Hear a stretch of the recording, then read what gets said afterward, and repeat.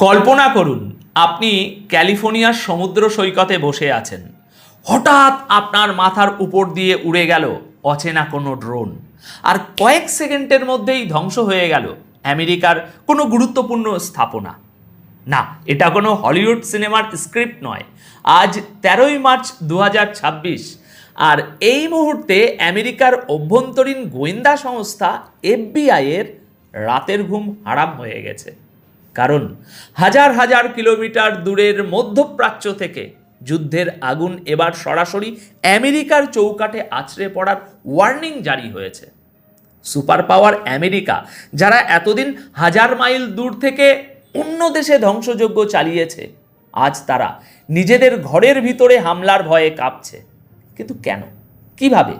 আর ঠিক এই সময়েই ইরানের নতুন সুপ্রিম লিডারের সর্বপ্রথম যে বার্তাটি সামনে এলো, তা পুরো পশ্চিমাদের দাবার ছক উল্টে দিয়েছে। প্রিয় দর্শক, আপনাদের সকলকে স্বাগত জানাচ্ছি গ্লোবাল পাওয়ার পলিটিক্সের ভিতরের খবরে। আজকের ভিডিওতে আমরা মূলত 4টি তাজা ব্রেকিং ডেভেলপমেন্ট নিয়ে কথা বলবো।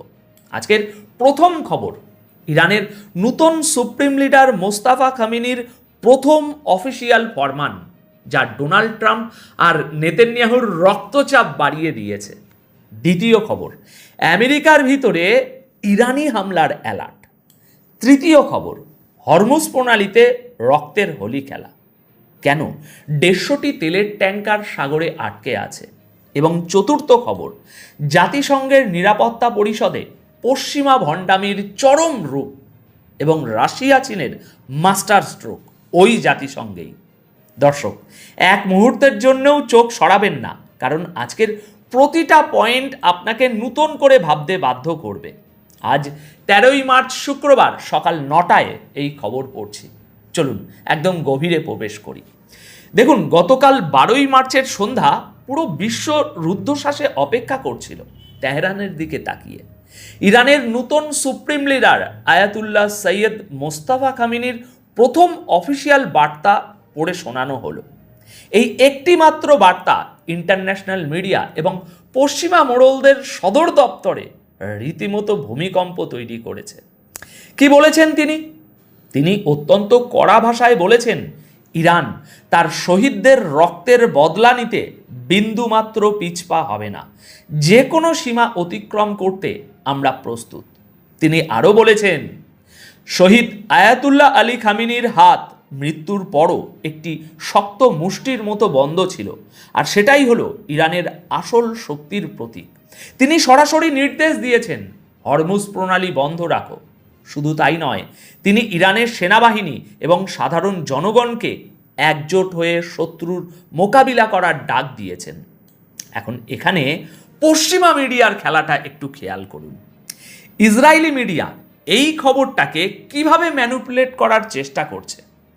তারা বলছে, আরে মোস্তাফা খামেনির তো শুধু একটা লিখিত বার্তা এসেছে, তাকে তো কই টিভিতে দেখা যায়নি, তার কণ্ঠ তো শোনা যায়নি, সে কি আদৌ বেঁচে আছে? সিরিয়াসলি বলুন তো, ইসরায়েল কি সত্যিই মনে করে যে তারা সুপ্রিম লিডারকে সরিয়ে দিলেই ইরানের পুরো সিস্টেম কোল্যাপস করে যাবে? আর এটাই হলো আসল খেলা। দর্শক, ইরান কোনো রাজনৈতিক দলের প্রাইভেট লিমিটেড কোম্পানি নয় যে বাবার পর ছেলে বসবে আর একজন না থাকলে সব শেষ হয়ে যাবে। সেখানে একটি শক্তিশালী অ্যাসেম্বলি অব এক্সপার্টস বা বিশেষজ্ঞ কাউন্সিল আছে। সম্ভবত নতুন সুপ্রিম লিডার হামলায় আহত হয়েছেন, হয়তো তার মুখে বা পায়ে আঘাত লেগেছে, যে কারণে তিনি এখনই ক্যামেরার সামনে আসছেন না। কিন্তু ইসরায়েল এই সাইকোলজিক্যাল গেমটা খেলছে নিজেদের জনগণকে সান্ত্বনা দেওয়ার জন্য। তারা বোঝাতে চাইছে, দেখো ইরান দুর্বল হয়ে গেছে। কিন্তু বাস্তবতা কি? ইরানের সব বড় বড় জেনারেল যখন প্রকাশ্যে একের পর এক ভিডিও বার্তা দিচ্ছেন, তখন তাদের পলিসিতে কি কোনো নমনীয়তা দেখতে পাচ্ছেন? বিন্দু পরিমাণও না। মোস্তাফা খামেনির এই বার্তা প্রমাণ করে দিল, লিডারশিপ বদলালেও ইরানের কোর পলিসি বা প্রতিশোধের আগুনে কোনো নমনীয়তা আসেনি। ডোনাল্ড ট্রাম্প আর নেতানিয়াহু এতদিন ধরে যে প্রেশার ট্যাকটিক্স ব্যবহার করেছিল, তা পুরোপুরি মুখ থুবড়ে পড়েছে। ইরানের এই সাইকোলজিক্যাল প্রেশার তো দেখলেন, কিন্তু আসল ফিজিক্যাল প্রেশারটা কোথায় তৈরি হচ্ছে জানেন? এমন এক জায়গায় যা আমেরিকার কল্পনাতেও ছিল না। চলুন দেখি এফবিআই কেন ক্যালিফোর্নিয়া নিয়ে এত আতঙ্কে আছে। দর্শক, আজকের সবচেয়ে ভয়ঙ্কর এবং সেন্সেশনাল খবরটি এবার আমি আপনাদের দিচ্ছি। একটু ঠান্ডা মাথায় সমীকরণটা বুঝবেন। আমেরিকার এফবিআই সরাসরি ক্যালিফোর্নিয়ার পুলিশ এবং নিরাপত্তা বিভাগগুলোকে গতকাল একটি রেড অ্যালার্ট পাঠিয়েছে। সতর্কবার্তায় বলা হচ্ছে ইরান আমেরিকার মূল ভূখণ্ডে, বিশেষ করে পশ্চিম উপকূলে সরাসরি ড্রোন হামলার ছক কষছে। দেখুন, আমেরিকা এতদিন অভ্যস্ত ছিল মিডল ইস্টে তাদের ঘাঁটিতে হামলা হওয়ার খবরে, কিন্তু এবার খোদ আমেরিকার ভিতরে হাজার হাজার কিলোমিটার দূরে ড্রোন হামলা। এফবিআইয়ের রিপোর্ট অনুযায়ী গত ফেব্রুয়ারির শুরুতেই তারা একটি ইন্টেলিজেন্স ইনপুট পায়। সেখানে বলা হয় আমেরিকার সমুদ্র উপকূলের কাছাকাছি কোনো অচেনা বা গোপন জাহাজ থেকে এই সারপ্রাইজ ড্রোন অ্যাটাক হতে পারে। এখন আপনাদের মনে প্রশ্ন আসতে পারে, একটা বিশাল সুপার পাওয়ারের র্যাডার ফাঁকি দিয়ে এটা কি সম্ভব? দর্শক, এটাই তো হলো আসল খেলা।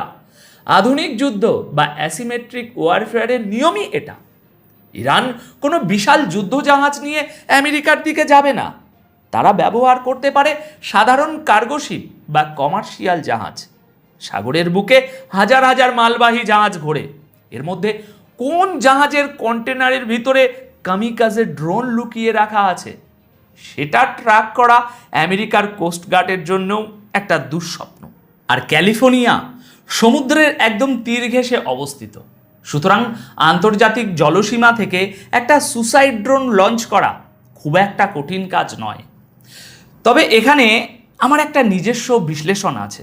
একটু গভীরভাবে চিন্তা করুন তো, এই যে এফবিআই রিপোর্ট ফাঁস করলো, এটা কি আসলেই ইরানের প্রস্তুতি নাকি আমেরিকার কোনো নূতন প্রপাগ্যান্ডা? মনে পড়ে 2003 সালের কথা।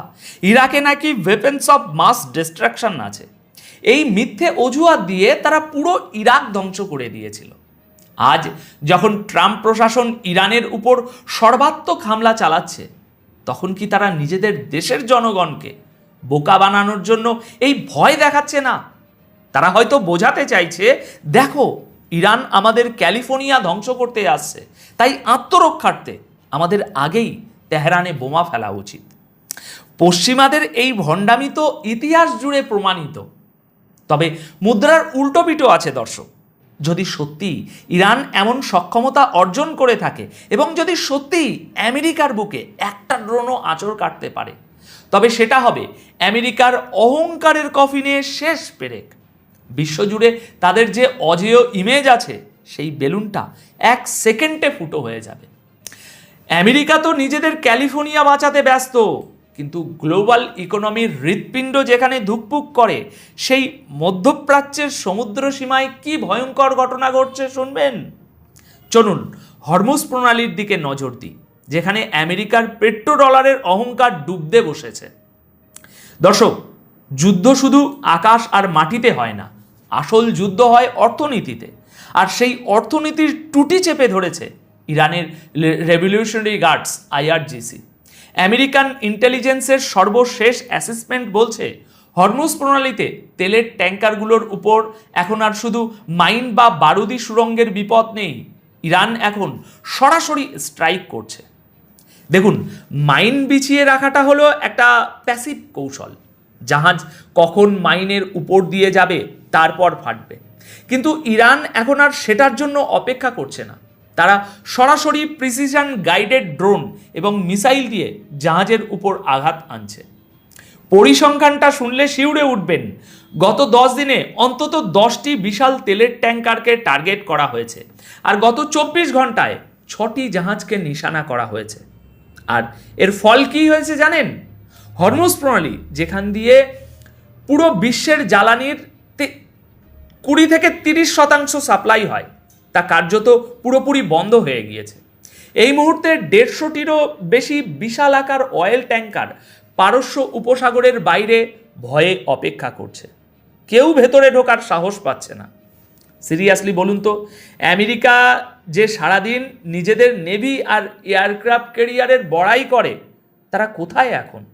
তাদের চোখের সামনে দিয়ে জাহাজগুলো পুড়ছে আর তারা কিছুই করতে পারছে না। কেন? কারণ আইআরজিসি এই রুটটাকে পুরোপুরি একটি কিল জোনে পরিণত করেছে। নতুন সুপ্রিম লিডার মোস্তাফা কামিনী তার প্রথম নির্দেশেই বলে দিয়েছেন, হরমুজ বন্ধ রাখো, এটি তাদের টপ প্রায়োরিটি। এখন এর ইম্প্যাক্ট বুঝুন। তেলের সাপ্লাই বন্ধ মানে বিশ্ববাজারে তেলের দাম রকেটের মতো বাড়বে। ইউরোপ আর আমেরিকার অর্থনীতিতে মূল্যস্ফীতির সুনামি আসবে। পশ্চিমা দেশগুলোর ফ্যাক্টরি বন্ধ হতে শুরু করবে।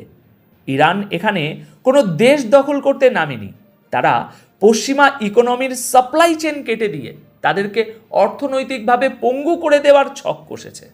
আর এটাই হলো আসল খেলা। আপনি আমাকে বোমা মারবেন আর আমি আপনার জ্বালানির রক কেটে দেব। দর্শক, যুদ্ধের ময়দানে যখন পশ্চিমারা মার খাচ্ছে, তখন তারা দৌড়ে কোথায় গিয়েছে জানেন? সেই পুরনো দালানে, জাতিসংঘে। কিন্তু এবার সেখানেও তাদের জন্য অপেক্ষা করছিল একটা চরম অপমান। চলুন দেখি সিকিউরিটি কাউন্সিলে কি নাটক হলো।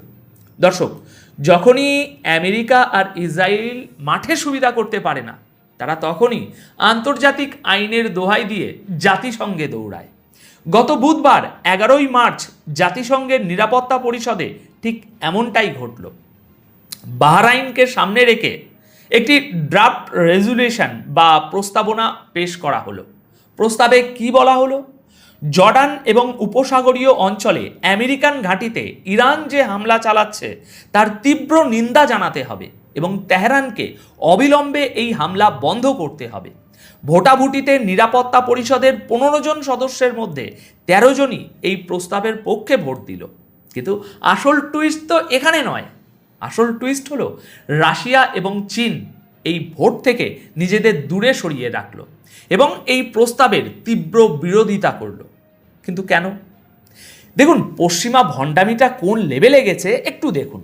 গত 13 দিন ধরে আমেরিকা এবং ইসরায়েল মিলে ইরানের মাটিতে যে ধ্বংসযজ্ঞ চালাচ্ছে তার কোনো উল্লেখ এই রেজুলেশনে নেই। আপনি অন্য দেশের সার্বভৌমত্ব নষ্ট করে বছরের পর বছর সেখানে বোমাবাজি করবেন, তাদের নেতাদের হত্যা করবেন, আর যখন তারা পাল্টা জবাব দেবে বা আপনার ঘাঁটিতে হামলা করবে, তখন আপনি কান্নাকাটি করে জাতিসংঘে এসে বলবেন, ওরা আমাকে মারছে, ওদের থামাও। সিরিয়াসলি বলুন তো, এটা কি কোনো আন্তর্জাতিক বিচার ব্যবস্থা হলো, নাকি আমেরিকান স্বার্থ রক্ষার প্রাইভেট ক্লাব হলো? রাশিয়া এবং চীন ঠিক এই পয়েন্টটাতেই আঘাত করেছে। তারা সাব জানিয়ে দিয়েছে এই রেজুলেশন সম্পূর্ণ একপেশে। আমেরিকা ও ইসরায়েল যে উস্কানি দিচ্ছে তার কোনো জিকির এখানে নেই। এই ধরনের একপেশে সিদ্ধান্ত এই অঞ্চলে শান্তি আনবে না, বরং উত্তেজনা আরও কয়েক গুণ বাড়িয়ে দেবে। দর্শক, একটা জিনিস খেয়াল করেছেন? কয়েক বছর আগেও জাতিসংঘে আমেরিকার যে কোনো কথায় সবাই মাথা নেড়ে সাঁই দিত, কিন্তু আজ গ্লোবাল ডাইনামিক্স বদলে গেছে। রাশিয়া এবং চীন এখন প্রকাশ্যে অ্যান্টি ওয়েস্ট বা পশ্চিমা বিরোধী ব্লক তৈরি করেছে।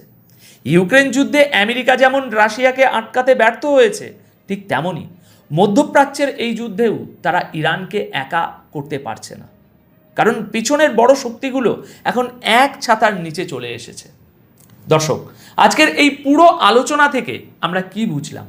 আমরা বুঝলাম যে পশ্চিমা বিশ্ব আজ নিজেদের বোনা জালেই আটকে গেছে।